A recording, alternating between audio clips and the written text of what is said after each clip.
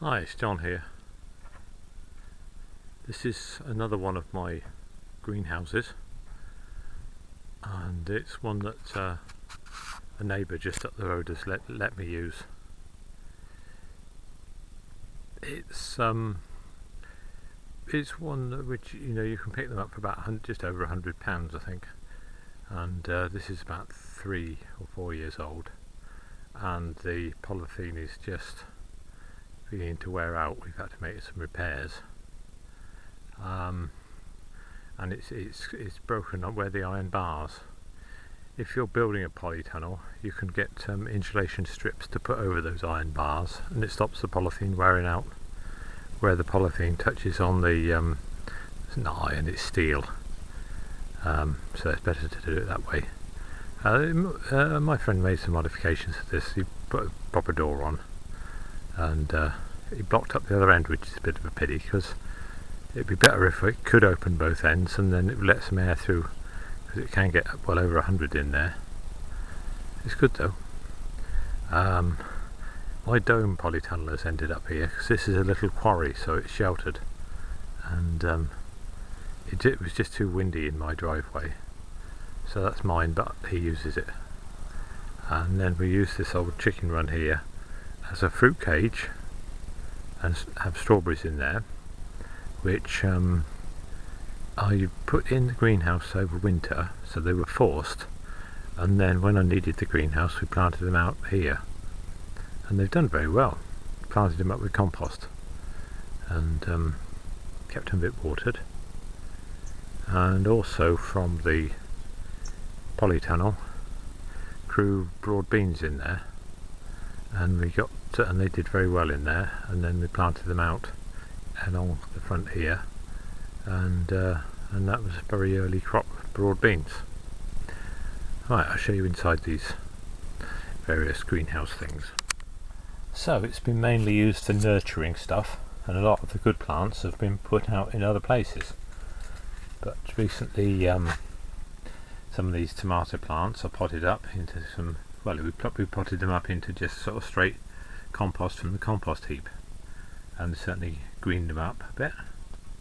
And some of these are cuttings, and some of these are grown from seed. I think these are moneymaker, these ones. And see, few cucumbers. This one's done well, isn't it? This is a burpless green, and someone said that you don't have to take the flowers off burpless green. Doing quite well. Chili pepper that I kept going over the winter.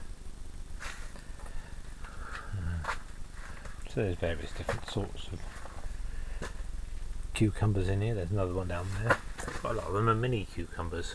The man in the shop sold me about 3 packets of seed. I went in there asking him for all disease resistant, and he sold me all sorts of cucumber seeds.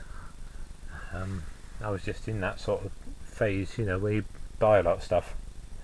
Anyway, don't matter, I haven't sown them all, so I'll keep some for next year. They're F1 hybrids. Now this is what my mate has done with the dome. These are Cape gooseberries that we overwintered. These are melons, honeydew melons, I think. And then there's some aubergines, eggplant, a few grapevines which were a bit dead. Let's put a fig tree in here which has come from Wilco's, and these are watermelons, and they look a bit like, could be melons or cucumber. And then there's another Cape gooseberry, and then one of my peppers which he had, and it's lovely to see it being used and not being battered too much by the wind. And here's the strawberries. Yeah, they look alright. We've had all the strawberries off now. There's not many left now. In the middle I've got a big mole plant in the middle. Great fan of mole plants. Okay, and here look, we've got some of the same things that I got. Cabbages and